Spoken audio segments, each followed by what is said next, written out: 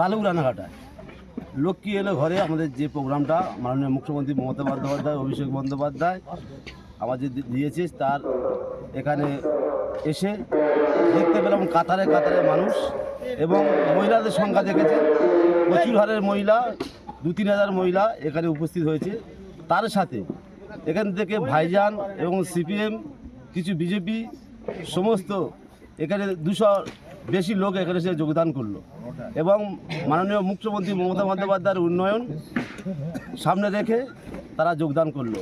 আর সামনে যে এসআইআর চলছে, এই এসআইআর বিরুদ্ধে মানুষ বিরক্ত করছে, কারণ এত মানুষকে হয়রান করছে, মানুষ খাওয়ারও সময় পাচ্ছে না।